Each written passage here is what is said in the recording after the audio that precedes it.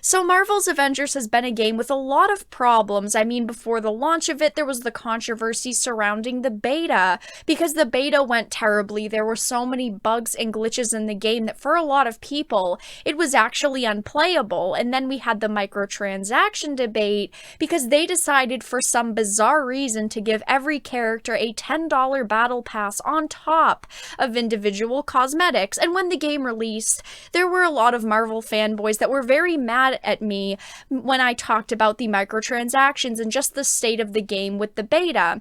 They were saying that this game was going to be great, and I was just being negative for absolutely no reason.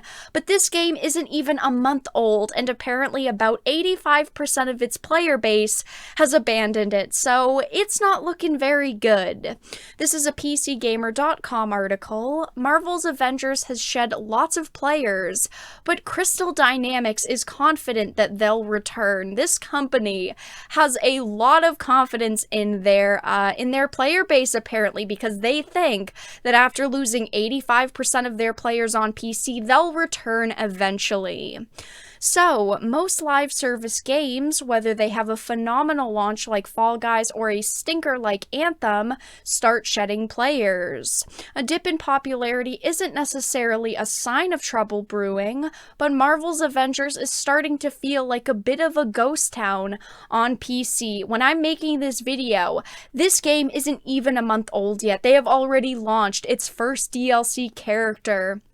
This should be when there are tons of players playing it and promoting it and just being excited about it. But unfortunately, a lot of players aren't very excited about it anymore. So after finishing the extremely entertaining campaign, there is on the surface quite a lot to do. There are iconic missions for each hero, new types that you wouldn't have faced in the campaign, new plots from aim to foil, and lots of grinding. See, this is kind of a turnoff for a lot of players, is yes, there are players who like grinding in games, who like spending a lot of time in games. I'm someone who is happy to grind and spend hours in a game that I truly love, but unfortunately for a lot of people, once they've played all of the campaign missions, they've played the DLC, and they've done some multiplayer, they're probably going to shut off the game and move to the next because we know how many games come out. There's always something new to play. So if you're just telling people you have to grind hours and hours and they don't enjoy the game enough to do that, they're never going to pick the game up again. It's a huge turnoff for a lot of players. Anyway, continuing on with the article, it's starting to become harder to find players too.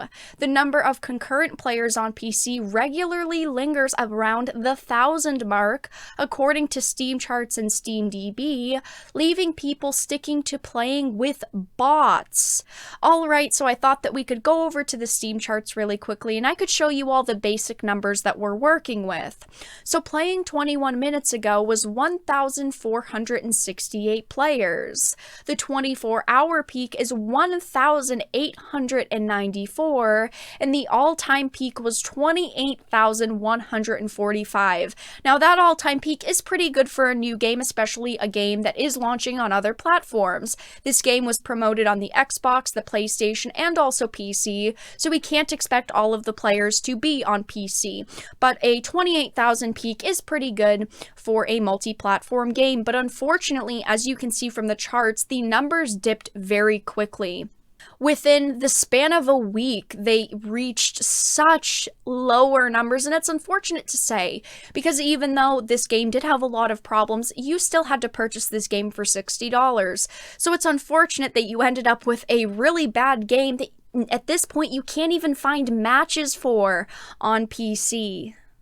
So headed back to the article, it reads, in a statement sent to Kotaku, studio head Scott Amos detailed some of the impending additions to the game, though he was vague about the dates. Yes, when new content releases, there are going to definitely be more players who will return to the game, but when you're being vague about dates and you're saying, well, we don't exactly know when this new content is going to come out, people are just going to say, okay, I'm going to put my game back on my shelf until you tell me those dates, and then people will slowly start to forget about the game, and people will slowly start to care less about it in the new content you release unless it's a super fun and interesting and iconic character.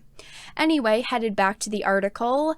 In the weeks ahead, Avengers players will get a new Warzone mission type, Tachyon Rifts, a new outpost, like the heli character or Ant-Man's base, that will serve as a hub for future missions and a high-level assault on AIM's cloning lab.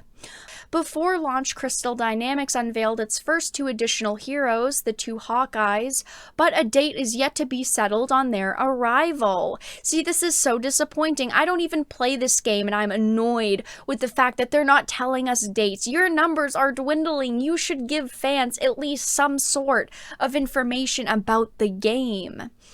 We're confident that we'll see PC players, as well as those on Xbox One and PS4, return to the game, Amos told Kotaku, as we add exciting new late-game content and demonstrate that we continue to be focused on improving the game. He kind of admits here that they did lose Xbox and PlayStation 4 players as well, and it's really disappointing to hear that a game that people, yes, were excited for turned out to be so bad. You had the bad beta experience, you had the bad microtransaction experience. Obviously, yes, players will come back for expansions and DLC and new items that you can unlock, but if the game's numbers have dwindled this much already, I just think that it's unfortunately another Anthem and it's not going to survive, especially if the numbers are so low that players can't even find a match in multiplayer. I just think that unfortunately, they're not going to make as much money as they expected from this game, and they'll stop making new content for it, and we don't know the console numbers, and they may be fine, but for PC at least, this game has been a total failure, and I think that it's safe to say that it's pretty dead on PC at this point. But that's all that I really had to discuss in this video. Let everyone know your thoughts in the comment section down below. Did you purchase the game? Did you enjoy the game? Or did you decide to pass on it? If you enjoyed this video though, please make sure to give it a like and share it, and subscribe to the channel. And if you did not, make sure to give it a dislike. I appreciate your support either way, but I will talk to you all again in the next video really soon.